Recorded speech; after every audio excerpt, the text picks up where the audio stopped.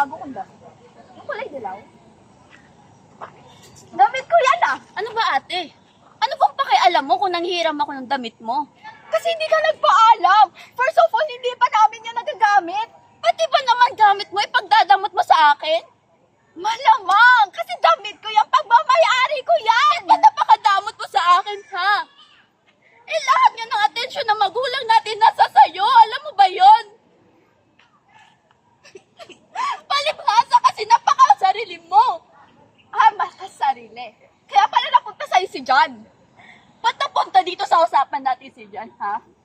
Dahil ba sa akin siya Oh, nagkagusto? well, you know!